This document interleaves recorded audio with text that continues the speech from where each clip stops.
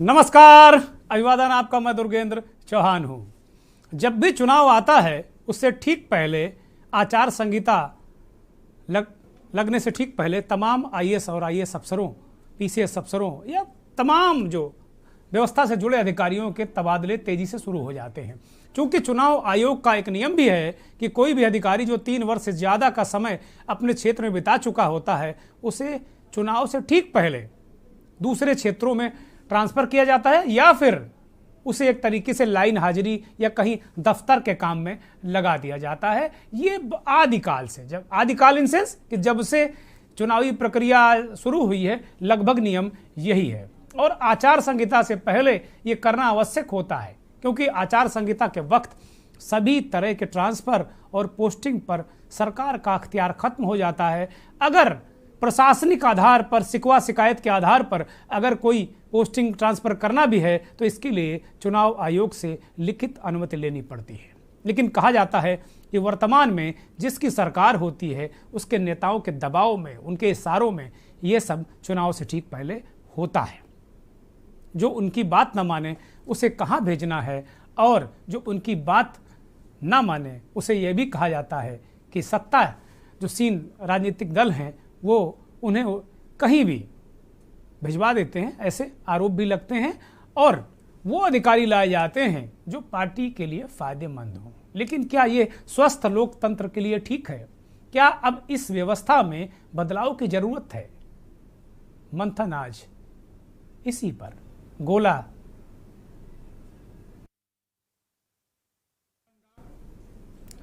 मंथन, आज का मंथन गोला से गुजरात तक। उत्तर प्रदेश की गोला गोकरणनाथ सीट पर उपचुनाव हो रहा है और गुजरात में विधानसभा चुनाव का डंका बज चुका है। केवल तारीखों का ऐलान होना है। हो सकता है कि कल तारीखों का ऐलान हो भी जाए। दरअसल गुजरात विधानसभा चुनाव इस वक्त चर्चा में है, जहां सत्तासीन भारतीय जनता पार्टी के अलावा कांग्रेस और आम आदमी पार्टी भी खूब जोर लगा रही है। कहा यह जा रहा है कि तकरीबन 27 साल के बाद, 32 साल के बाद गुजरात में त्रिकोणीय मुकाबले की तस्वीर उभरती आ रही है और 27 साल से भारतीय जनता पार्टी वहां काबिज है। आपको यह भी बता दें कि जहां कहीं भी त्रिकोणीय मुकाबला होता है वहां कई बार वोट प्रतिशत सीटों की संख्या से कोई सीधा संबंध नहीं होता है। लेकिन चुनाव से ठीक पहले गुजरात में तकरीबन 1000, ये खबर आई कि तकरीबन 1000 अधिकारियों के, छोटे बड़े, पुलिस डीजीपी, चीफ सेक्रेटरी से लेके पुलिस के तमाम अधिकारी, कमिश्नरी के तमाम अधिकारी, यहाँ तक कि जो जिले के छोटे स्तर के अधिकारियों के ट्रांसफ़र किए गए। आखिर इतनी देरी की वजह क्या थी? इतने तबादलों की वजह क्या थी कि एक साथ इतने तबादले किए गए? 5 साल तक अगर कोई काम ठीक से नहीं कर रहा तो समय समय पर ये करते रहना चाहिए। तो एक साथ इतने सारे तबादले ठीक चुनाव से पहले, और वो भी सबसे बड़ी बात यह है कि अगर चुनाव आयोग हिमाचल के साथ ही गुजरात की घोषणा करता तो जिस वक्त ये तबादले हुए हैं वो आचार संहिता लग चुकी होती। तो क्या ये काम पहले नहीं किया जा सकता था, या फिर सरकार की तैयारी नहीं थी? चुनाव आयोग के निर्देश पर, यानी चुनाव आयोग ने कहा कि भाई जो करना आप करिए। चुनाव आयोग का एक दल भी गुजरात गया, वहाँ अधिकारियों से मिला और विपक्ष इसको लेकर कटाक्ष कर रहा है कि चुनाव आयोग भी अब सरकार के इशारे पर काम कर रहा है। अगर यह मान भी लिया जाए तो जबकि उत्तर प्रदेश, हिमाचल प्रदेश के चुनाव की तारीखों का ऐलान किया गया, तभी अगर गुजरात की तारीखों का ऐलान हो जाता तो फिर क्या होता? कहा जा रहा है कि इसमें सबसे ज़्यादा वो अधिकारी हैं जिनसे स्थानीय नेता असंतुष्ट है। ये गुजरात के तबादलों की बात कर रहे हैं, ये तो बात गुजरात की हुई। अब उत्तर प्रदेश की बात करते हैं और उत्तर प्रदेश में जो घटनाक्रम हुआ है उसको लेकर आज हमने गोला से गुजरात तक जो मंथन हमने करने क्या आज निर्णय लिया है वो ये इसी विषय पर है। उत्तर प्रदेश के लखीमपुर खीरी की गोला गोकरणनाथ सीट, विधानसभा सीट चर्चा में है। यहाँ के विधायक का पिछले दिनों निधन हो गया था और उनके बेटे को भारतीय जनता पार्टी ने मैदान में उतारा है और ये चुनाव चर्चा का विषय है। गोला गोकरणनाथ सीट पर समाजवादी पार्टी ने बीजेपी पर कई गंभीर आरोप लगाए हैं। समाजवादी पार्टी ने एक ट्वीट किया है। उस ट्वीट में कहा है कि एक जाति विशेष के अधिकारियों को जबरन छुट्टी पर भेजा जा रहा है और ये यादव सरनेम वाले अधिकारी हैं। पुलिस कर्मियों को चिन्हित कर उन्हें जबरन छुट्टी पर भेजने की शिकायत चुनाव आयोग से समाजवादी पार्टी ने की है और अपने ऑफिशियल ट्विटर हैंडल से भी इसे जारी भी किया है। साथ ही अखिलेश यादव ने भी एक ट्वीट किया और उन्होंने इस पूरे मसले को चुनाव आयोग के संज्ञान में लाने की कोशिश की है। समाजवादी पार्टी का ट्वीट आपकी स्क्रीन पर है। भाजपा प्रत्याशी की चुनाव सभाओं में सरकारी कर्मचारी भाग ले रहे हैं, ऐसा आरोप समाजवादी पार्टी ने लगाया। यहां यानी कि यहां भी सरकारी तंत्र के साथ छेड़छाड़ या तबादलों को लेकर सवाल उठ रहे हैं। यह आरोप सही है कि नहीं ये पता नहीं, ये वही लोग जाने। वहीं बीजेपी ने इस उपचुनाव को लेकर पूरा जोर लगा रखा है। मुख्यमंत्री योगी आदित्यनाथ आज खुद गोला गोकर्णनाथ सीट में चुनाव प्रचार करने के लिए गए और 40 स्टार प्रचारकों को एक उपचुनाव के लिए उतार रखा गया है। मंत्रियों की ड्यूटी लगी है, विधायकों की ड्यूटी लगी, सांसदों की ड्यूटी लगी है। जहां मुख्यमंत्री योगी आदित्यनाथ ने समाजवादी पार्टी पर आज चुनावी रैली में करारा हमला बोला, वहीं अखिलेश यादव लगातार ये कह रहे हैं कि सरकारी तंत्र का दुरुपयोग करके एक जाति विशेष के लोगों को टारगेट किया जा रहा है, उनको छुट्टी पर भेजा जा रहा है। ये लोकतंत्र के लिए ठीक नहीं है। भारतीय जनता पार्टी को खुद योगी आदित्यनाथ जो उत्तर प्रदेश के मुख्यमंत्री हैं, उन्होंने कहा कि समाजवादी पार्टी ने पहले ही हार मान ली है, इसीलिए हताशा भरी बातें कर रही है। हम आज इसी पर चर्चा करेंगे कि क्या चुनाव से पहले वाकई सरकारी तंत्र का दुरुपयोग होता है, पुलिस का दुरुपयोग होता है, पुलिस अपने मुताबिक सेट की जाती है, सिस्टम अपने मुताबिक सेट किया जाता है, चुनाव के जो कर्मचारी हैं उन्हें सेट किया जाता है। क्या फिर सब ये वास्तव में होता है या ये महज इत्तेफाक है या महज ये पॉलिटिकल बातें हैं, राजनीतिक बातें हैं? इसका राजनीतिक फायदा लेने के लिए विपक्षी दल जो सत्ता में हैं उनके खिलाफ जो दल चुनाव लड़ रहे हैं वो ऐसा कर रहे हैं। उससे पहले आपको सुना देते हैं कि मुख्यमंत्री योगी आदित्यनाथ ने आज क्या कुछ कहा। कि समाजवादी पार्टी को प्रदेश में 4 बार सरकार बनाने का अवसर प्राप्त हुआ। वादा कितनी हुआ था? 4 बार ने कहा मणिपुर को मेडिकल कॉलेज समाजवादी पार्टी ने दिया। आज तो मेडिकल कॉलेज बन रहा है ना मणिपुर का।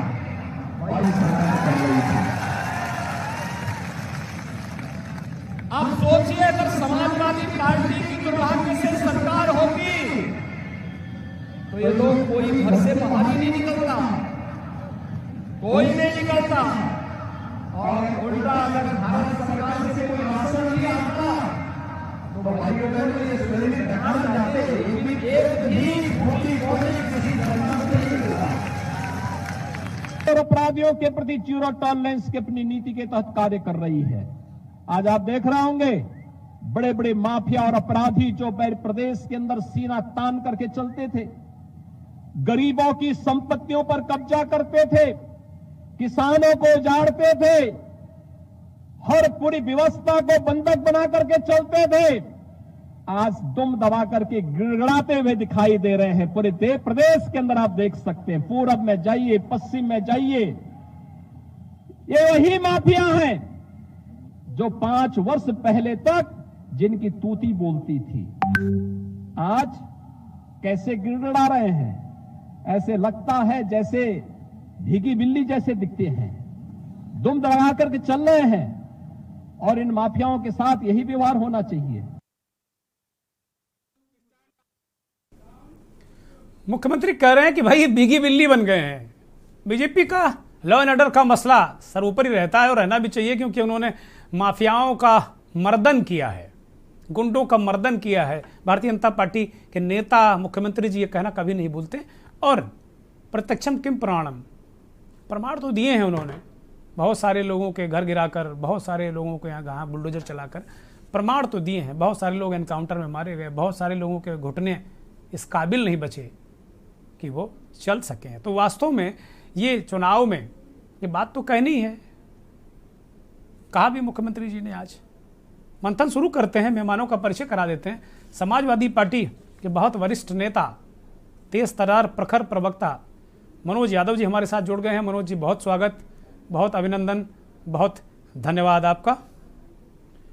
कांग्रेस के नेता मलिक जावेद अंसारी साहब जुड़ गए हैं। जावेद साहब बहुत स्वागत, बहुत अभिनंदन और बहुत आभार। बीडी नकवी साहब पूर्व जज हैं, एनालिस्ट हैं और कानून के बहुत अच्छे जानकार हैं, चूँकि जज ही रहे हैं और सामाजिक दायरे को बहुत अच्छी तरह परिभाषित करते हैं। नकवी साहब बहुत स्वागत, बहुत आभार आपका, बहुत धन्यवाद के न्यूज़ को वक्त देने के लिए। देश के जाने माने संपादक, वरिष्ठ पत्रकार, एनालिस्ट आलोक भदौरिया जी हमारे साथ जुड़ गए हैं। भदौरिया जी, बहुत स्वागत, बहुत अभिनंदन और बहुत आभार आपका के न्यूज़ को वक्त देने के लिए। लखीमपुर के गोला गोकर्णनाथ से हमारे सहयोगी, जहां उपचुनाव हो रहा है, आमिर रजा जुड़े हुए हैं। आमिर, बहुत स्वागत आपका। और गुजरात से अभी मुकेश भाई गोहिल हमारे वरिष्ठ सहयोगी हैं, वो जुड़ गए हैं मुझे लगता है। मुकेश भाई बहुत स्वागत, बहुत धन्यवाद। मंथन की शुरुआत आमिर रजा से ही करते हैं, क्योंकि आमिर के पास बहुत सारे काम होंगे, चुनाव चल रहा है, बहुत सारा कवरेज होगा, तो आमिर को जो जरूरी बात करके फारिग करते हैं। आमिर, समाजवादी पार्टी ने बाकायदे ट्वीट किया है, चुनाव आयोग को शिकायत की है कि भारतीय जनता पार्टी वहां जाति विशेष के, और मैं खुलकर कह दूं कि यादवों को, जो यादव पुलिस अधिकारी हैं, चाहे सर्किल अफसर हो, इंस्पेक्टर हो, चौकी इंचार्ज हो, दरोगा हो, सबको छुट्टी पर भेजा जा रहा है। ये परोक्ष रूप से है, प्रत्यक्ष रूप से तो कहा जा रहा है वो छुट्टी पर गए, लेकिन उनकी छुट्टियों का अगर अवधि देखें तो चुनाव बाद लौट रहे हैं। अखिलेश यादव ने इस पर आपत्ति की, समाजवादी पार्टी ने आपत्ति की है, ट्वीट किया है, और समाजवादी पार्टी ने आयोग से शिकायत भी की है। ग्राउंड लेवल पर क्या स्थिति है, क्या परिस्थिति है? और योगी ने आज कहा कि समाजवादी पार्टी ने पहले ही हार मान ली, हथियार डाल दिए हैं। आमिर जी, जिस तरीके से आज योगी आदित्यनाथ अपने संबोधन में अपने तेवर दिखा रहे थे, तो जाहिर सी बात है समाजवादी पार्टी बैकफुट पर दिखाई दे रही है, क्योंकि जिस तरीके से खुलेआम मंच से उन्होंने ललकारा कि 5 साल पहले सत्ता में गुंडे और माफिया हुआ करते थे। और अगर बात करें यादव के ट्रांसफर की, तो ये जब चुनाव घोषित हुआ था, तो चाहे वो एसडीएम गोला जो रहे थे उनका ट्रांसफर हुआ हो, या फिर उस सर्किल में जितने भी यादव बिरादरी के खास करके जो लोग रहे थे उनको वहां से हटा दिया गया था। तो ये आवाज तभी से उठ रही थी कि, और खास करके समाजवादी पार्टी इस बात को लगातार जनता के बीच में लाकर इस माहौल पैदा कर रही थी कि शायद इस चुनाव में पक्षपात करेगी जो उत्तर प्रदेश सरकार है, इसीलिए यादवों से उनको डर लग रहा है और इस तरीके की कार्यशैली का इस्तेमाल किया गया। तो कहीं ना कहीं जो आरोप है उस घटना पर इसलिए आरोप है क्योंकि एक साथ में इतने एक सरनेम का ट्रांसफर किया जाना सवालों में उस वक्त तो खड़ा ही होता है जब चुनाव होता है। लेकिन अगर बात करें आज के संबोधन की, तो आज संबोधन में जिस तरीके से ललकारा था योगी आदित्यनाथ ने, तो उसके तुरंत बाद समाजवादी पार्टी ने भी एक प्रेस कॉन्फ्रेंस की और पलटवार करते हुए उन्होंने कहा कि आज जिस तरीके से कोरोना काल के दौरान योगी आदित्यनाथ ने बात कही कि अगर ये राशन जो है वो समाजवादी पार्टी के लोग होते तो खा जाते, तो पलटवार करते हुए राष्ट्रीय महासचिव रवि वर्मा ने भी इस बात को कहा कि जो मंच पर थे रोमी साहनी पर आरोप लगाया कि वो खाद्यान्न माफियाओं की सूची में एफआईआर नेम्ड है और तमाम उन लोगों को आज मंच पे जगह दी गई जो खाद्यान्न से घोटाले में शामिल थे। तो कहीं ना कहीं वार और पलटवार का दौर समाजवादी पार्टी आमिर, ये तो एक अलग तरीके की खबर आपने बता दी, एक बड़ी खबर बता दी, एक नया मुद्दा है ये मंथन के लिए, हो सकता है एक नया मुद्दा आपने हमको दे दिया। ये तो अलग अलग विषय है कि भाई खाद्य माफिया को, राशन माफिया को मंच पे बैठाया गया। अगर उस मंच पर मुख्यमंत्री थे तो यह और गंभीर बात है, ये तो बहुत ही गंभीर बात है।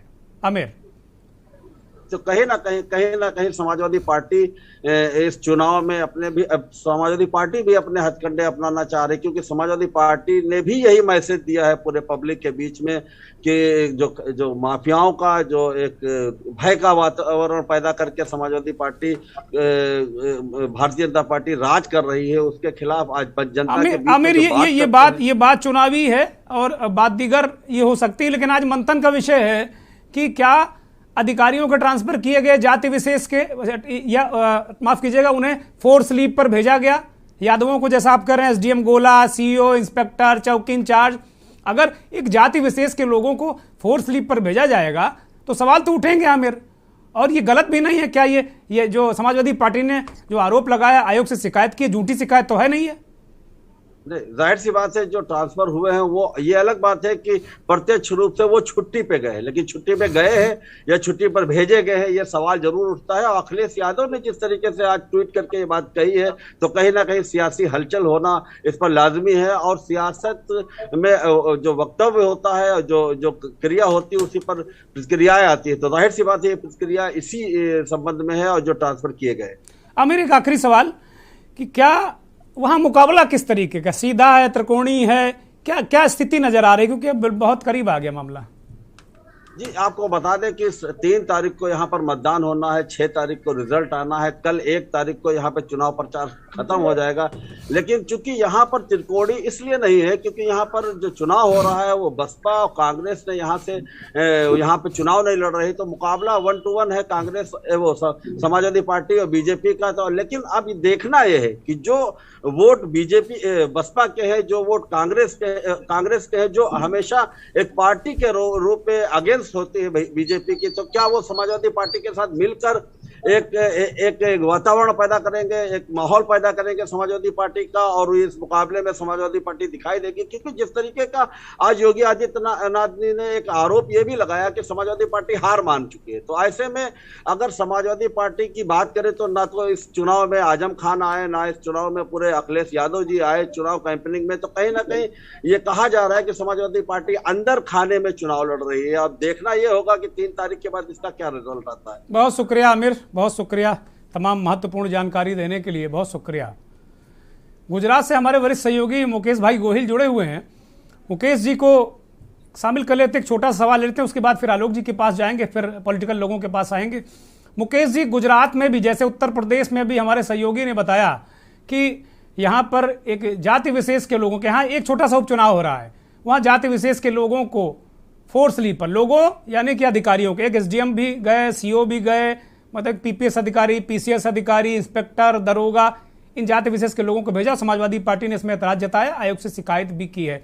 गुजरात में एन चुनाव से ठीक पहले 1000 के लगभग तबादले हुए हैं, तमाम ऊपर के तमाम अधिकारियों को हटा दिया गया है, तमाम लोगों को पर सवाल उठे हैं। बहुत सारे जो लोग बड़े तेज तर्रार थे, चाहे वो सूरत हो, अहमदाबाद हो, बड़े बड़े जो मेट्रोपॉलिटन सिटीज़ हैं, वहाँ के डीसीपी, एसीपी, जो बड़े बड़े तेज तर्रार नाम थे, उन सबको दफ्तरों में बैठा दिया गया। इसको लेकर भी वहाँ तमाम सवाल उठ रहे हैं और चुनाव आयोग की टीम भी गई वहाँ, देखा भी। अब ये कहा जा रहा है कि भाई चुनाव आयोग के दिशा निर्देश पर ये चुनाव माफ़ कीजिएगा तबादले हुए हैं। इसको लेकर क्या खबर है, क्या जानकारी है पुख्ता आपके पास? देखो, मैं आपको पहले ही बता चुका हूँ इस बारे में कि गुजरात में बहुत इलेक्शन जो आए 2022 का चुनाव है विधानसभा का, वो काफ़ी महत्वपूर्ण है, क्योंकि यहाँ आम आदमी पार्टी का बहुत सारा प्रचार हो रहा है और यहाँ पे हर गांव में आम आदमी पार्टी की चर्चा हो रही है। देखो एजेंसी, मैं पहले आपको बता देता हूँ कि गुजरात के अंदर परिवर्तन जरूरी है और परिवर्तन आएगा, ऐसा सबके मुंह पे लग रहा है अभी। और इसी के बजाय भाजपा थोड़ा बौखला गया है और इसी के बारे में ये सब तबादला और सब कर रही है। जी, मुकेश भाई कह रहे हैं कि भाई परिवर्तन वहाँ ऐसी हवा है, लग रहा है लोग चाह रहे हैं परिवर्तन। आलोक जी, क्या मेरा यही सवाल है कि क्या राजनीति, नेतागिरी, चुनाव में सफलता, क्या इन अधिकारियों के भरोसे ऐसा होता है? क्या ये प्रभावित करते हैं, तबादले किए जाते हैं जानबूझकर, या महज इत्तेफाक है? उत्तर प्रदेश और गुजरात का उदाहरण आपके सामने ताज़ा है, बहुत सारे उदाहरण आपने अपने 40 साल के पत्रकारिता जीवन में देखे हैं। आलोक जी। दुर्गेंद्र जी, सबसे पहले बधाई कि आपने इतने अच्छे तरीके से इसका विषय प्रवेश कराया, इसके लिए बधाई। और अब सवाल ये है कि आपका सवाल क्या है। मैं चाहूंगा कि आपके जो सवाल है उसके साथ में कुछ और जवाब में और जोड़ता चलूं। महत्वपूर्ण सवाल यह है, क्या लोकतंत्र परिपक्व नहीं हो पाया? सवाल तो ये है। महत्वपूर्ण सवाल ये है कि क्या ये अधिकारी, पुलिस के लोग, प्रशासनिक अधिकारी, यही लोग क्या चुनाव जिताते? अगर यही लोग चुनाव जिताते हैं तो 2017 में तो कमान अखिलेश के पास में थी, तो क्या उन्हें तब ये पता नहीं था कि अधिकारियों को नियुक्त कर दो तो चुनाव जीत लेते, कुछ करना ही नहीं पड़ता? सवाल है कि ये गलत चीज है, ये इस तरीके से चीजों का कोई मतलब नहीं है। देखिए, कौन जीतता है कौन हारता है, ये जब भी आप ये आरोप लगाते हैं, मैं तो समझता हूँ कि एक अनर्गल आरोप है। सत्ता में रहने वाले कुछ लोग करते ही हैं, राजनीति है। राजनीति में अंतिम लक्ष्य वो होता है कि आप क्या मंजिल क्या आपने हासिल कर ली, मंजिल क्या है? राजनीतिक दल का अंतिम लक्ष्य सत्ता हासिल करना। तो सवाल है कि क्या अंतिम लक्ष्य समाजवादी पार्टी का 2017 में नहीं था सत्ता हासिल करना, या 2012 में क्या बहुजन समाजवादी पार्टी का अंतिम लक्ष्य सत्ता हासिल करना नहीं था क्या? कौन आदमी जाता है चुनाव में हारने के लिए? है। चलिए हम इससे थोड़ा सा एक हटते हैं। मेरा मानना है कि आज हमको ये इस विषय पर ये सोचना चाहिए, राजनीतिक दल जिस तरीके का माहौल बना रहे हैं, ये कह रहे हैं, इनका एक आरोप ये है कि भय का माहौल पैदा किया जा रहा है। मेरा मानना है कि भय का माहौल पैदा क्यों हो रहा है? क्या आपके मतदाता उतने शिक्षित हो पाए हैं? सवाल है, साक्षरता तो आपने हासिल कर ली, क्या शिक्षित हो पाए हैं? महत्वपूर्ण सवाल ये भी है। और दूसरी बात, अगर ऐसा ही होता तो कि कुछ अधिकारियों के तबादले शिफ्ट करके आप ये सब चीजें कर सकते हैं, तो मैं आपको ये बता दूं कि दिल्ली का चुनाव का एक वानगी ले लेते हैं कि देश की राजनीति के दो सर्वशक्तिमान लोग वहां पे दिल्ली में थे। एलजी सरकार नियुक्त करती है और एलजी किस तरीके से काम करता है दिल्ली में, आपको ये अच्छा खासा अनुभव है। तो ऐसी स्थिति में तो उसी पार्टी को दोबारा जीत जाना चाहिए था, लेकिन नहीं जीती। पहली बार भी नहीं जीती, दूसरी बार भी नहीं जीती, तीसरी बार भी नहीं जीती। तो इसलिए मैं इस तरीके के आरोपों को नहीं मानता। ये एक आप एक भय का माहौल पैदा कर रहे हैं। अब जहां तक इसमें ये है कि जो हमारे सीएम साहब ने जो ये कहा कि माफिया राज और ये सब, मैं इस बात से सहमत हूं। किसी को गोली लगी, किसी को ये मारा गया, ये नहीं, ये काम कोर्ट का है। ये पुलिस को मैं किसी भी तरीके से किसी भी स्थिति में, चाहे उनका किसी अपराधी को ही क्यों नहीं उसको निशाना बनाए, लेकिन मैं इस चीज का कायल नहीं हूं, क्योंकि ये जंगलराज है। पुलिस को असीमित और निरंकुश नहीं छोड़ा जा सकता। न्यायपालिका हमारे संविधान का एक प्रमुख अंग है, और जो भी मामले अगर आप पकड़ रहे हैं तो आप वहां पर जाइए। ये जो इंस्टेंट कॉफी तो अच्छी लगती है, इंस्टेंट नूडल अच्छा लगता है, इंस्टेंट जस्टिस अच्छा नहीं लगता। आप याद करिए कि हैदराबाद में क्या हुआ, एक लड़की वाले मामले को लेते हुए 4 लोगों को इन्होंने मार दिया, अंततः निकला क्या? गलत। तो सवाल है कि सभी को उम्र कैद हो गई है आलोक जी। हाँ, सभी को उम्र कैद हुई, अभी हाल में फैसला आया है, नकवी साहब बताएंगे। एक बात बताइए दुर्गेश जी, सारे मीडिया ने बड़ी तारीफ करी थी, लोगों ने बड़े कसीदे पढ़े थे जी, क्यों पढ़ रहे थे कसीदे?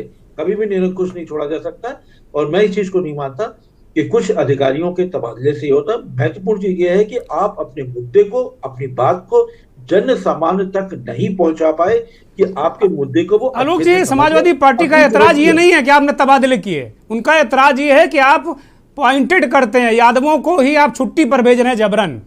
उनका ये कहना कि जाति विशेष का, इससे एक सामाजिक ताना बाना, एक सामाजिक स्थितियां गड़बड़ाती हैं कि भाई ठीक है, अगर मनोज यादव बैठे हैं, इनको खाली टारगेट किया जाए और हमको, आपको, नकवी साहब को पुरस्कृत किया जाए, तो ये उंगली उठाई है समाजवादी पार्टी ने।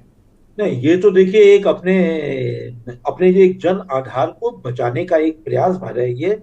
नहीं तो यही यादव पहले भी थे, 2017 में भी यही यादव थे, तो तब इन्होंने क्यों नहीं जितवा दिया था?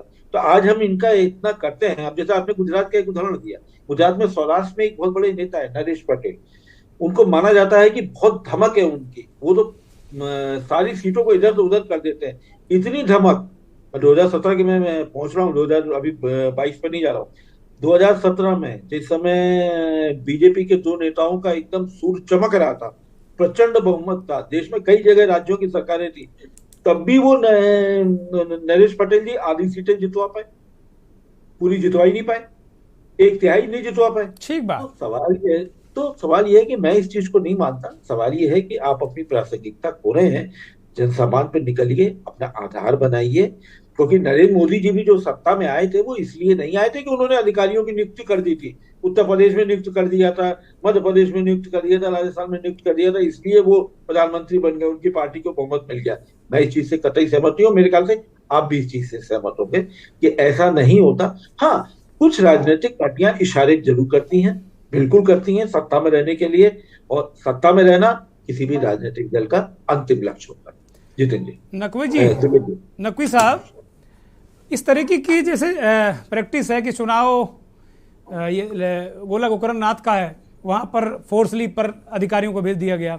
गुजरात में अगर समय पर घोषणा हो जाती, समय पर इसलिए कह रहे हैं कि अगर हिमाचल के साथ घोषणा होती तो इस समय आचार संहिता होती। पिछले काफ़ी दिनों से 1900 ट्रांसफ़र कर दिए गए छोटे से बड़े अधिकारियों के। अचानक एक ही महीने में या कुछ अंतराल में, एक वक्फे में इतने सारे ट्रांसफर करने की जरूरत क्या पड़ी? चुनाव आयोग भी उस पर एक तरीके से परोक्ष रूप से मोहर लगा रहा है। तो कुछ कानूनी परिस्थितियां बनती हैं कि सब ऐसा ही सावधान 22 पसीरी। दुर्गे जी, हिंदुस्तान कुछ हो रहा है, जो कुछ घट रहा है वो सब जानते गलत हो रहा है। अगर जो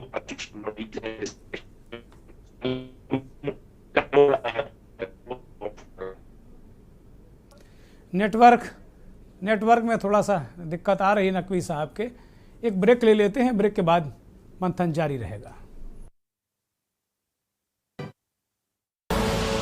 आप देख रहे हैं के न्यूज, खबरों का सारथी। देखें कौन नया खिलाड़ी आया है, समझा देते हैं, प्यार से समझाएंगे। ये तो अपनी जुबान है। जुबान एक हो तो दिल भी एक होने चाहिए।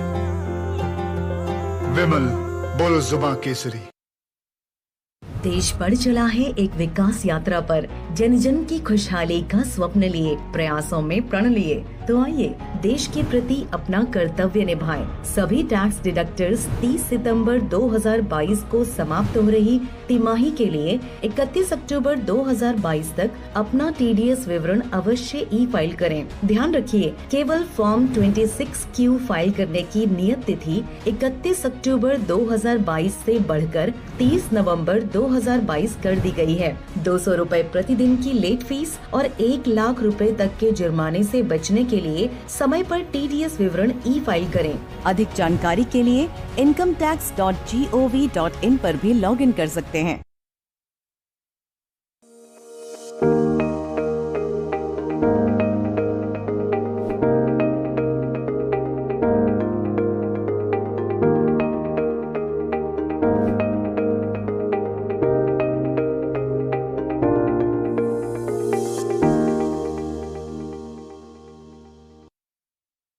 गोल्डी हिंग का तड़का लगे तो सभी दबा के खाते हैं। गोल्डी हिंग, कण कण में जान। देखें कौन नया खिलाड़ी आया है, समझा देते हैं, प्यार से समझाएंगे। ये तो अपनी जुबान है। जुबान एक हो तो दिल भी एक होने चाहिए।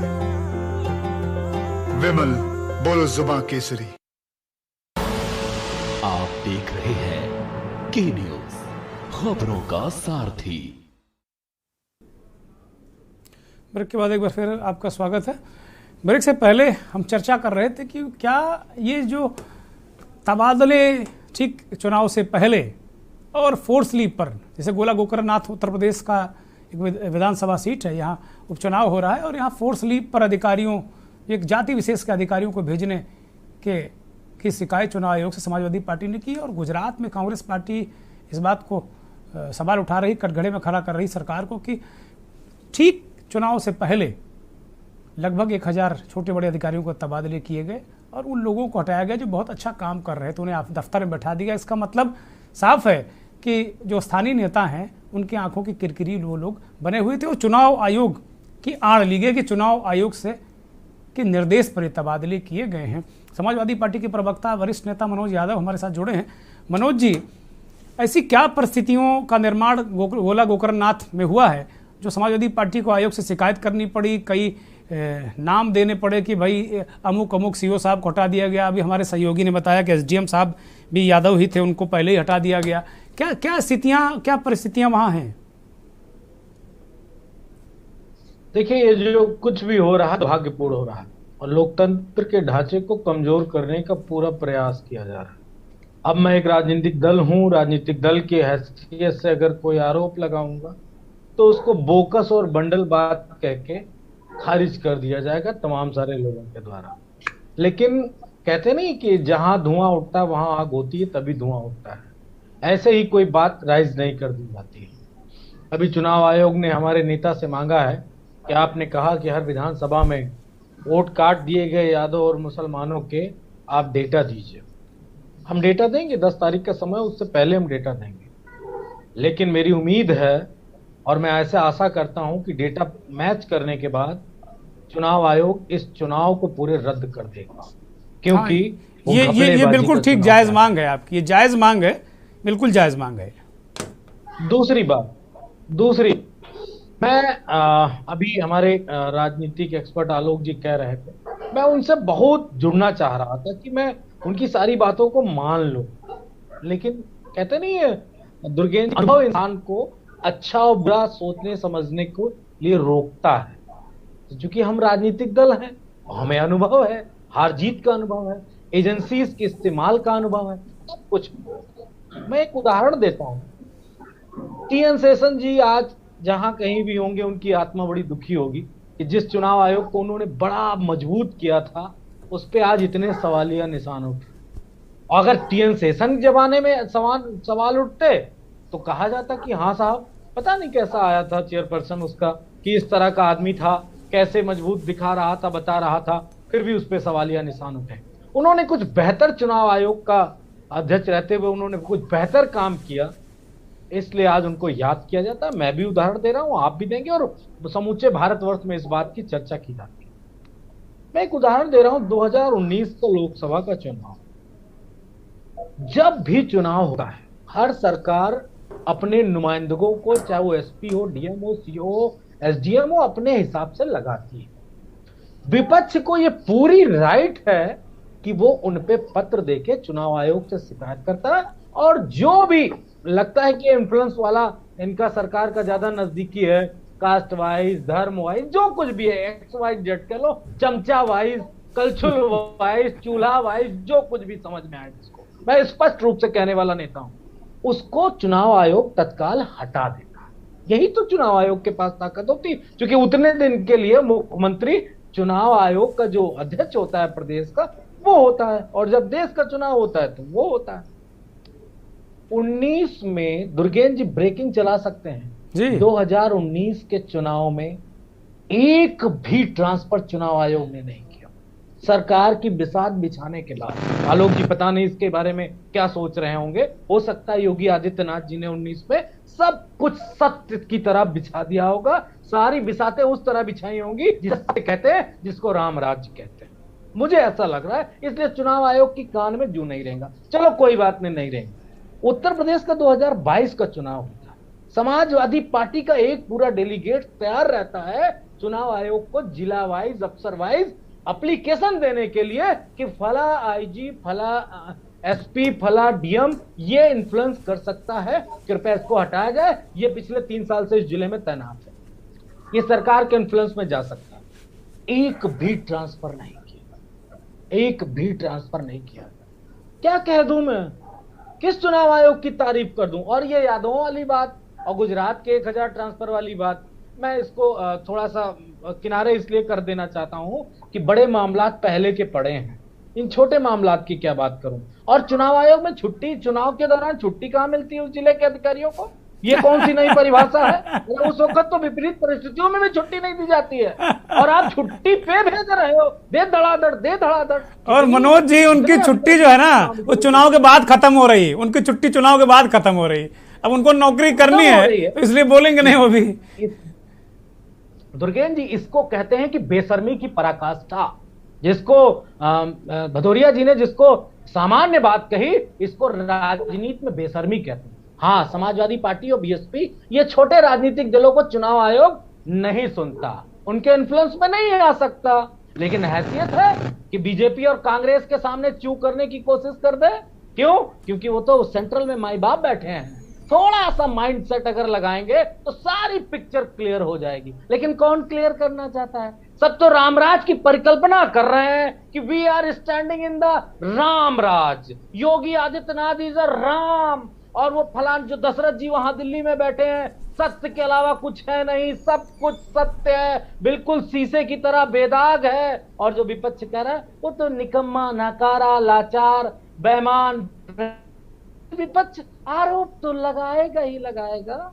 आपको एक और उदाहरण दिए दे रहा हूं, यहाँ चीफ जस्टिस थे उत्तर प्रदेश के, याद होगा दुर्गेंद्र जी, वो अभी इंडिया के चीफ जस्टिस बन गए हैं, यूपी के थे चीफ जस्टिस चंद्रचूड़ जी। एक हम अध्यक्ष, हाँ, हाँ, एक अध्यक्ष हम नियुक्त करना चाह रहे थे उस वक्त, वो बाय डिफॉल्ट हमारी कास्ट के जज साहब थे, उनको हम किसी संस्था का हम अध्यक्ष बनाना चाह रहे थे। पता है, इसी सुप्रीम कोर्ट के जज महोदय, हाई कोर्ट के चीफ जस्टिस महोदय ने और विपक्ष के नेता हमारे पक्ष में थे और वो थे, और उसके बावजूद नहीं उनको होने दिया। किस वजह से? जाति की वजह से। कहा ना ना इस जाति का मुख्यमंत्री तो इस जाति का, इस आयोग का लोकायुक्त शायद बना रहे थे क्या आप? लोकायुक्त बना रहे थे? बिल्कुल बिल्कुल बिल्कुल बिल्कुल, धन्यवाद। लोकायुक्त की बात थी। आप सोचो कि कितनी गंदगी भरी है दिमाग में उस वर्ग के अंदर, जो एक जाति का सीएम, एक जाति का लोकायुक्त नहीं बर्दाश्त कर सकता। और आज हम कितने गर्व से कह रहे हैं हम राम राज्य में ठाकुर दे ठाकुर दे ठाकुर। माफ करिएगा, मैं किसी को कह नहीं रहा हूं, लेकिन जो देख रहा हूं अपनी खुली आंखों से। ज्यादा तपे हुए हैं मनोज जी आज आप, आज ज्यादा तपे हुए हैं। भदौरिया जी मुस्कुरा रहे हैं, आप तपे हुए हैं ज्यादा। ना तपा नहीं हूं, ना, मैं तो एक सही बात बता रहा हूं। एक डीजीपी, एक डीजीपी, 2 डीजीपी, 3 डीजीपी, 4 डीजीपी, सब सिंह इज द किंग है बस। अरे हम लोगों को कोई नहीं पूछ रहा मनोज जी, हम लोगों को कोई पूछ नहीं रहा है। नहीं, आपकी बात नहीं, आपकी बात नहीं कर रहा मैं, आपकी नहीं, मैं डीजीपी की बात कर रहा हूँ, डीजीपी की बात कर रहा हूँ जी। दे ठाकुर, एक ठाकुर, 2 ठाकुर, जितने मर्जी हो ठाकुर, लेकिन अब जातिवाद की बू नहीं आएगी। क्यों? क्योंकि ये राम राज्य वाले लोग हैं, इसमें जातिवाद नहीं होता है। इनमें तो बहुत मतलब वो बिल्कुल ईमानदारी टपकती है, बहती है। बस आप चुल्लू लगा लो, ऐसे चुल्लू लगा लोगे, आपको ईमानदारी का ठीक बात है। मिल जाएगा। जावेद साहब को चर्चा में शामिल कर लेते हैं मनोज जी। जी मनोज जी, जावेद साहब को चर्चा में शामिल करते हैं। जावेद साहब, गुजरात में बड़े पैमाने पर ऐन वक्त पे तबादले हुए। आपकी पार्टी के 2-4 लोगों ने थोड़ा बहुत उठाया, लेकिन उसके बाद मसला वहीं का वहीं है। वहां की सरकार कह रही कि भाई चुनाव आयोग के निर्देश पे सारे तबादले हुए। एक साथ 1000 तबादले बहुत होते हैं भाई, चुनाव से ठीक पहले। मैं ये नहीं, कोई अवधि नहीं दे रहा हूं 10 दिन में, 15 दिन में, लेकिन ऐन चुनाव के वक्त में इतने तबादले हुए। और उत्तर प्रदेश में आपने देखा ही है कि समाजवादी पार्टी ने कहा कि भाई यादवों को भेज रहे हैं फोर्स लीव पर। मनोज यादव सही कह रहे हैं कि भैया चुनाव में छुट्टी कहाँ मिलती है, और एसडीएम से लेके और सीओ से लेके थानेदार से लेके चौकी इंचार्ज से लेके छाट के यादवों को छुट्टी पर भेज रहे हैं। ऐसे कौन सी सुरक्षा है भाई यादवों से? देखिए जी, चौहान साहब, मैं यहाँ पे जाति की बात नहीं करूंगा, लेकिन अभी पिछली डिबेट में एक वरिष्ठ पत्रकार आए थे और उन्होंने बताया था कि साउथ में चुनाव हो रहा है और वहां पे 160 करोड़ की एक असेंबली में शराब बिक जाती है, लेकिन चुनाव आयोग सोता रहता है। चुनाव आयोग को पता ही नहीं है। अब दूसरी, आपने अपनी रिपोर्ट में भी एक जानकारी दी कि जब हिमाचल के चुनाव घोषित हो रहे थे तो चुनाव आयोग अगर गुजरात के कर देता तो फिर ये तबादले कैसे होते। अभी चुनाव आयोग सो रहा है, अभी तबादले या कुछ भी जो गुजरात में है वहां की डेट अभी नहीं आएगी, क्योंकि हमारे प्रधानमंत्री जी का वो गृह राज्य है और साहिब इलेक्शन में व्यस्त है। अभी वो रोना धोना कर रहे हैं और काफी प्रचार कर रहे हैं, रोज उनकी रैली हो रही है। कल बहुत बुरा हादसा हुआ है, बहुत बड़ा हादसा हुआ है, तब भी उन्होंने रैली नहीं रोकी, केवड़िया में वो रैली करते रहे। नहीं, वो कह रहे हैं कि कर्तव्य पथ पर बढ़े रहो, दुख तो है उनको। वो भाई कर्तव्य भी जरूरी है। ठीक, मैं अभी आपको वीडियो दिखा दूं क्या कहा था उन्होंने कर्तव्य में, जब बंगाल में, गुजरात में वो बंगाल में पुल गिरा था, वो क्या कर्तव्य था? वो राजनीति नहीं कर रहे थे। अगर मैं आपको शब्द बता दूं प्रधानमंत्री के, तो जितने भी पैनलिस्ट हैं सब शर्मसार हो जाएंगे। तो हमारे प्रधानमंत्री जी कभी भी प्रधानमंत्री का काम किए ही नहीं है, वो प्रचार मंत्री का ही काम कर रहे हैं। वो प्रचार मोड में है 2014 से। गुजरात में वो कह रहे थे वहां ब्रिज गिराए इलेक्शन से पहले तो जनता जान ले ये भ्रष्टाचार है, ये एक्ट ऑफ फ्रॉड है। तो आज चुनाव से पहले गिराए इतनी जाने गई है, तो ये एक्ट ऑफ फ्रॉड है क्या है? तो दूसरी बात मैं कहना चाहूंगा, चुनाव आयोग जो है, बार बार विपक्ष के लोग शिकायत करते हैं, काफी शिकायतें जाती हैं, लेकिन कोई भी एक्शन नहीं होता। ये बहुत छोटा मुद्दा आपने उठाया चौहान साहब के इतने तबादले हुए। हम तो ये कब से कह रहे हैं कि सारी जितनी भी कॉन्स्टिट्यूशनल इंस्टीट्यूशन है हमारे, जितनी भी संस्थाएं, सब पे इन्होंने कब्जा कर लिया है और उसको जबरन डरा रहे हैं और चला रहे हैं। आप संस्था का नाम लीजिए, मैं बता देता हूं। ईडी एक एग्जाम्पल ले लेता हूं मैं, 98% जितने केसेस किए पिछले 8 सालों में वो विपक्ष के नेताओं पे हुए। तो ये भी तो संस्था ही है। इलेक्शन कमीशन तो इलेक्शन ही कराता है। मेरा ये सवाल है कि क्या ये तबादले असर डालते हैं, क्या कोई फर्क पड़ता है इनसे? मेरा ये सवाल है। मंथन आज तबादलों गिर्द गिर्द है। मैं चूंकि छोटा विषय ही उठाता हूं, इसलिए मैं इसको उठा रहा हूं आज। ठीक है, अगर कोई चोर होगा ना तो उसको फर्क पड़ेगा, अगर वो चोरी करता होगा वोट की या गलत तरीके से जीतता होगा, बिल्कुल पड़ेगा उनको। अगर कोई ईमानदारी से चुनाव लड़ता है, मुद्दों की राजनीति करता है, उसको कोई फर्क नहीं पड़ता है। हम तो मुद्दों की राजनीति करते हैं। अगर भाजपा को लगता है इससे करने से वो जीत रहे हैं तो हो सकता है जीत भी जाए, लेकिन हम ऐसा नहीं मानते, क्योंकि जो सरकारी अधिकारी होते हैं वो अगर रूटीन ट्रांसफर है तो ठीक है, अगर जान के किए गए हैं। आ रहे हैं मनोज जी, आ रहे हैं, जरा जावेद साहब को कंप्लीट करने दीजिए, आ रहा हूं। जावेद साहब कंप्लीट करें। जी, अगर रूटीन ट्रांसफर है तो ठीक है, लेकिन अगर जानबूझ के करे गए हैं और उनको पता है कि हमें फायदा पहुंचाएंगे तो गलत है। क्या कर सकते हैं? आज तो हम यही कह रहे हैं ना, सारी जितनी भी संवैधानिक संस्थाएं सब कब्जे में है, सबको डराया जा रहा है, विपक्ष के नेताओं को डराया जा रहा है। कौन सा चुनाव निष्पक्ष हो रहा? अभी एसपी के प्रवक्ता बोल रहे थे, आपने जिला पंचायत के चुनाव नहीं देखे पिछली बार क्या हुआ? 1100 कैंडिडेट जो तो निर्दलीय थे और 800 सीटें जो थी सदस्य बने थे वो सपा के थे और 600 बने थे भाजपा के। लेकिन जिला पंचायत परिषद के अध्यक्ष कितने बने भाजपा के? 67-75 में से। जहां पे वो चुनाव हमने देखा है जहां पे औरतों की, महिलाओं की साड़ियां खींची जा रही थी, वो यही हमारे योगी आदित्यनाथ जी हैं जो कह रहे थे। उन्होंने अपने ही केस अपने ऊपर लगे हुए वापस कर लिए, 1995 का केस और 2007 का जो हेट स्पीच केस था। ये तो जिसकी सरकार आती है वो कर ही लेता है, उन्होंने कोई नया नोखा काम थोड़ी कर दिया, सारे लोग करते हैं अपने नेताओं के। आप खुद ही, आप अपने जज बन जाओगे खुद ही। आप दूसरा करे कोई तो मान लिया जाए कि मुख्यमंत्री ने मंत्री के केस हटा दिए, आप खुद ही जज बन जाएंगे। हेट स्पीच का केस है, उसमें क्या कह रहे हैं चीफ सेक्रेटरी कि होम स्टेट हमें परमिशन नहीं दे रहा है, कोर्ट को बता रहे हैं कि इसको प्रोसिक्यूशन इस केस का किया जाए। तो ये तो उदाहरण है। और आपने अपनी रिपोर्ट में, चौहान साहब आपसे मैं सहमत नहीं हूं, आपने एक बात बोली थी कि यहाँ पे क्राइम, लॉ एंड ऑर्डर पे बहुत अच्छा काम हुआ है। मैं आपको बताना चाहूंगा, एनसीआरबी की अभी रिपोर्ट आई, 3717 मर्डर उत्तर प्रदेश में नंबर 1 है मर्डर में।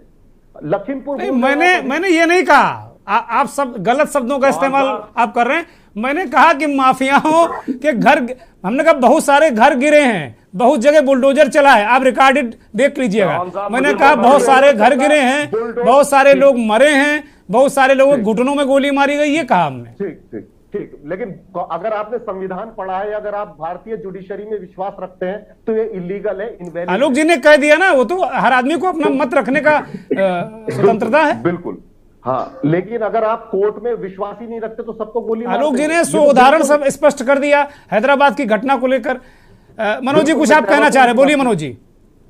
चौहान साहब, ये बताना चाह रहा था कि इन्फ्लुएंस का परिणाम क्या हो सकता है। क्या भारतीय जनता पार्टी के प्रवक्ता जुड़े हुए हैं? अरे वो मैं आपको बता रहा हूं। हाँ मनोज जी बोलिए। हाँ, मैं बता रहा हूं, समाजवादी पार्टी 75 सीटें, इस पे दुर्गेश जी थोड़ा सा ध्यान दीजिएगा। समाजवादी पार्टी 2022 के चुनाव में 75 सीटें मात्र 140 वोट से लेके 5000 वोट के बीच में हार जी। 75 सीट। पता है जो हम वोट कटने की बात हमने कही थी वो कितना बड़ा परिणाम था। अगर एक मोटा मान लेते हैं, लगभग 400 बूथ होते हैं, एक औसत आती है, कहीं 550 बूथ होते हैं, कहीं 350 होते हैं। इस तरह टोटल एक औसत निकालो तो हर विधानसभा में 400 बूथ होते हैं। 400 डिवाइड 5000 डिवाइड 400 कर दीजिए, 11-12 वोट का आता है हर बूथ पे। आप सोचिए कितनी आसानी से, कितने टेक्निकल तरीके से, जहां पे क्लोज फाइट होती है, वहां चुनाव आयोग के जरिए कितना बेहतर परिणाम सरकार अपने पक्ष में ला सकती। ये सब हम नहीं कर पाए। क्यों नहीं कर पाए? क्योंकि हमको मालूम, ये पूरी जिंदगी बताया गया कि जब चुनाव होगा तो चुनाव आयोग मालिक होगा, कोई सरकार मालिक नहीं होगी। इसकी प्रैक्टिस समाजवादी पार्टी ने नहीं की, कभी नहीं की। बसपा ने इसकी प्रैक्टिस नहीं की। प्रक्रिया शुरू की। राजनीतिक दल अपने सारे करता है, ये सबको मालूम है। अरे बीच में किसको क्या हो गया, दौर पड़ गया क्या भाई? कोई थोड़ा धैर्य रखो। हाँ, एमएलसी बनाए थे तो एमएलसी ऐसे नहीं बनाए थे, एमएलसी जिस विधि से बनाना चाहिए उस विधि से बनाए थे। ये क्या भारतीय जनता पार्टी के प्रवक्ता जुड़े हुए हैं? तो ये किसकी आवाज है बीच में? भारतीय जनता पार्टी के प्रवक्ता विमल जी आप हैं हमारे साथ, विमल सिंह परमार। देखिए, मैं आपको दुर्गेश जी, जो कोई भी जुड़ा होगा वो आएगा। मैं ये कह रहा हूं, अगर आप ये चाहते हैं कि इलेक्शन कमीशन पे कोई सवालिया निशान ना उठे, तो इलेक्शन कमीशन को उस तरह रिएक्ट करना चाहिए ना, उस तरह एक्ट करना चाहिए जैसा विपक्ष मांग कर रहा है। वो गूंगा हो जाता, बहरा हो जाता, अंधा हो जाता है। उसको जब विपक्ष शिकायत करता है तो कुछ दिखाई सुनाई नहीं पड़ता। वो ऐसा लगता है जैसे no react, no react, no no no no comment, no comment. क्यों? क्योंकि बॉस ने हुक्म दिया है तुम अंधे हो जाना, तुम गूंगे हो जाना, तुम बहरे हो जाना, तब तक जब तक कि चुनाव का परिणाम ना आ जाए। ये कौन सी राजनीति है? ये कौन सी आपकी सत्ता चलाने की तरीके हैं? अगर फिर किसी दिन वही कहते हैं ना, बंदर के हाथ में अस्तुरा आ गया तब क्या होगा? तब तो दाढ़ी नहीं बनेगी साहब, गर्दन उठ जाएगी। तो आप थोड़ा वो क्या बोलते हैं, मनोज जी, भारतीय जनता पार्टी के प्रवक्ता विमल सिंह परमार जी हमें ज्वाइन कर चुके हैं। परमार साहब स्वागत। बहुत सारे सवाल आपके मन में भी होंगे और बहुत सारे जवाब आपको देने, चूंकि आपकी सरकार है। गोला गोकर्ण नाथ में यादवों से क्या परहेज हो गया आपको, जो अधिकारियों को आपने उठा उठा के भेज दिया छुट्टी पे? ये आरोप है समाजवादी पार्टी का। कोई परहेज नहीं है चौहान साहब, ये इनकी मानसिक जो इनकी जातिवाद की कड़ी है, हाँ, वह बीमारी है, बीमारी मजबूर हो गई कि ये यादव ही क्यों हटाए गए। अरे और भी लोग लीड पर गए हैं। जब दीपावली में ये सभी लोग थे, लीड पे चले गए के बाद चुनाव तो संघ करा रहा है।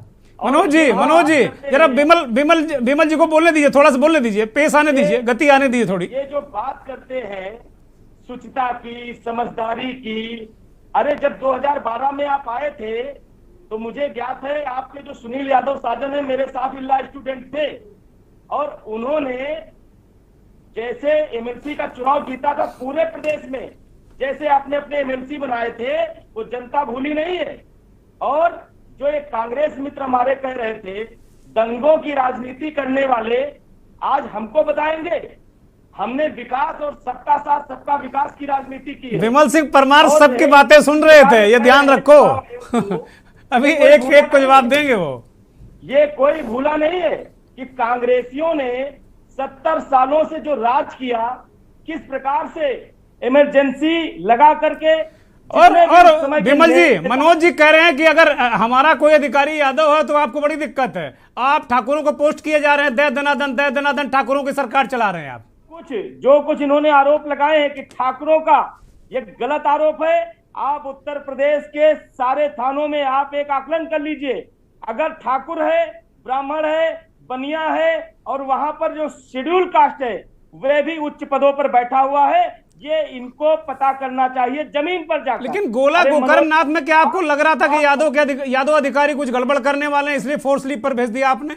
ऐसा लग रहा था क्या आपको? ग्रामीण अंचल में जाइए तब पता चलेगा ना कि कहाँ पे कौन बैठा है। हमने बड़ा सम्मान लोगों को दिया है। विमल भाई मेरा सवाल सुन लो, मेरा सवाल सुन लीजिए भाई।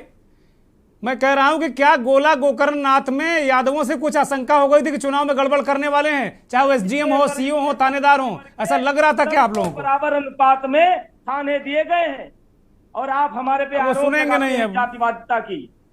मनोज जी बताइए, मनोज जी बोलिए। विमल सिंह परमार कह रहे हैं कि आप लोग जातिवादी मानसिकता के लोग हैं, बोलिए। नहीं, हम देखिए, हम आज एक्सेप्ट करना चाहते हैं, हम क्योंकि हम सफाई देंगे तो डिबेट दूसरी तरफ चले। हम जातिवादी, हम भ्रष्टाचारी, हमको जो आप समझते हम सब हैं। हमने एमएलसी का चुनाव सब इन्फ्लुएंस में जीत लिया था, सब बेईमानी कर लिया था। आप तो पार्टी भी डिफरेंस वाले हैं, शुचिता वाले हैं, ईमानदारी वाले हैं, परिकल्पना रामराज वाले हैं, तब ये अंधेर अभी राम मंदिर बन रहा है। दर्शन करने के लिए जाइए। रामराज का मतलब राम मंदिर होना चाहिए। रामराज में देखिए, समझ गया मैं, रामराज का मतलब राम मंदिर होता है। ये वो आपका समय नहीं है जब आप करा रहे हैं। दुर्गेंद्र, ये कौन सा लेवल है? ये कौन सा लेवल है? अरे बाप रे बाप, इतराते थे। ये गजब का लेवल है भाई। इस लेवल की डिबेट। मनोज जी, जावेद भाई फिंगर ऊपर उठाए हुए हैं, वो कह रहे हैं कि मुझे जवाब देना, ये दंगे वाली पार्टी करें। जावेद भाई बोलिए। मैं जवाब दे दूं, सुन लीजिए विमल भाई, जावेद भाई का जवाब सुन लीजिए। मलिक जावेद अंसारी कह रहे हैं कुछ। जी बढ़िया बोलूंगा मैं उनको। मैं ये कह रहा हूं कि विमल भाई ने अभी बहुत सारे आरोप लगाए, 70 साल का भी जिक्र किया। 70 साल में जो किया वो तो आपने बेच खाया। आरबीआई का रिजर्व खा गया आप, 9 लाख करोड़ रुपया। एयरपोर्ट बेच दिया, पोर्ट बेच दिया। बैंक में आपकी जो सरकार में आप मेरे भाई, सरकार है, स्विस बैंक से लेकर इटली से लेकर 8 साल से सरकार में हो, 8 साल से सरकार में हो, चंदा चोरी करने वाले, राम मंदिर का चंदा चोरी करने वाले लोग, चंदा चोरी करने वाले लोग, संसदीय रहिए जावेद भाई, संसदीय शब्दों का प्रयोग करिए कृपया। चंदा चोरी क्या है? संसदीय भाषा को मत गिराइए प्लीज, आप लोग भाषा को मत गिराइए कृपा करके।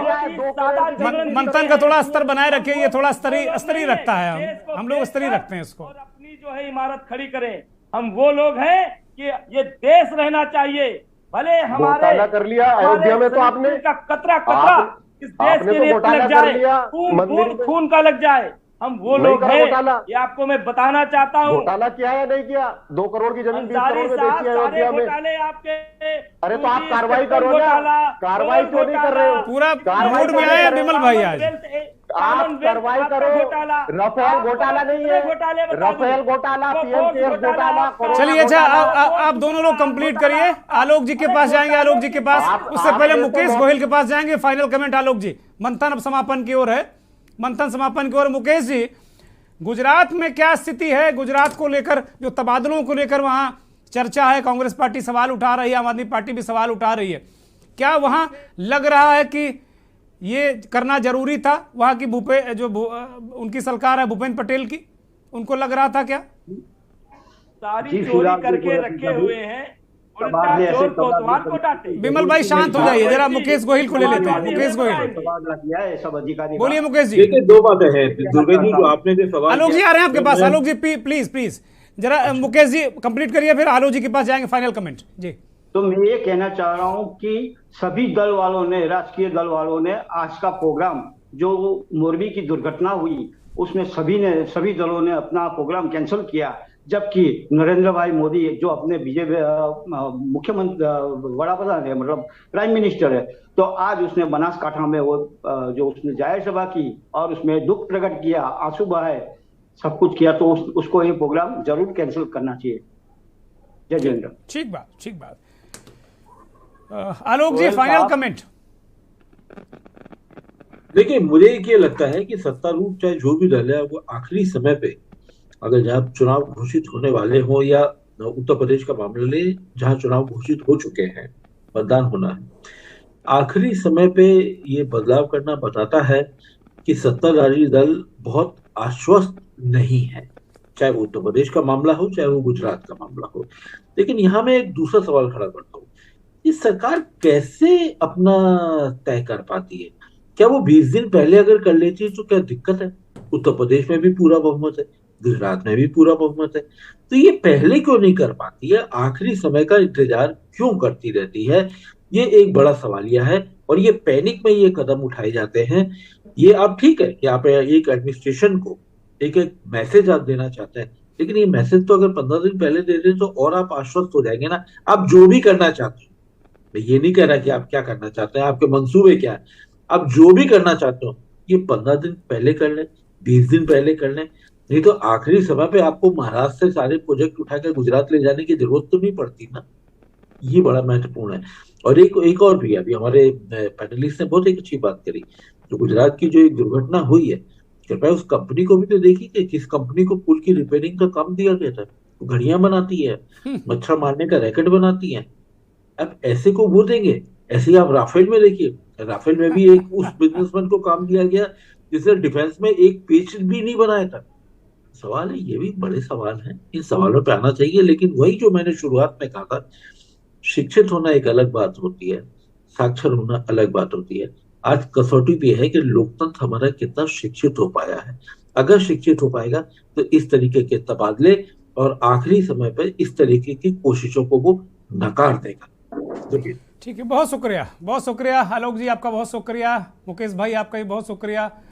जावेद साहब आपका शुक्रिया। मनोज भाई कुछ कहना चाह रहे हैं, जल्दी से बोलिए मनोज भाई।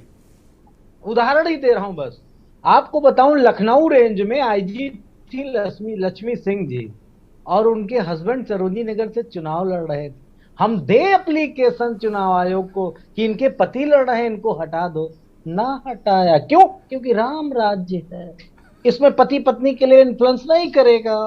सिंपल सी बात है। जय श्री राम बोलो और खुश रहो, इसके अलावा और कुछ आपके हाथ लगने। विमल जी छोटा सा कमेंट, बस 5 सेकंड का। विमल जी काउंटर कमेंट 5 सेकंड का बस खत्म जय करेंगे। श्री राम का नाम से जय श्री राम बोला और ये रामराज कायम रहेगा। परिक्रमा लगाने वाले व्यक्ति से बात कर रहे हो जैसी आप लोग ना जातिवादिता जो आप रखते चलिए हैं। बहुत शुक्रिया विमल जी, आपका भी बहुत शुक्रिया, मनोज जी आपका भी बहुत शुक्रिया, और शुक्रिया उन तमाम दर्शकों का, उन करोड़ों दर्शकों का जो के न्यूज़ को देखते हैं, हमारे खास कार्यक्रम मंथन को देखते हैं, उनका भी बहुत बहुत शुक्रिया, बहुत बहुत आभार। अब वक्त चलते चलते का, और चलते चलते में बात भारत जोड़ो यात्रा की।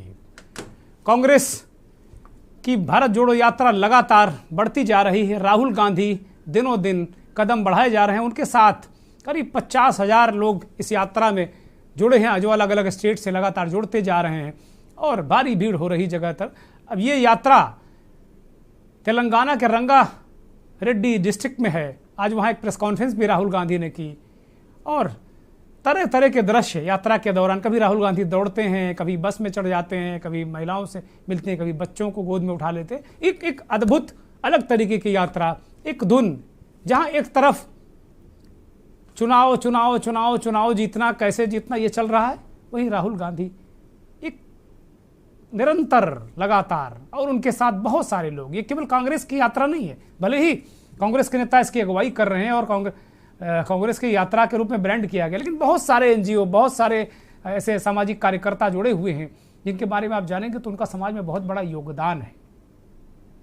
एक बेहतरीन दृश्य के साथ आपको छोड़ जाते हैं। बहुत बहुत धन्यवाद, नमस्कार।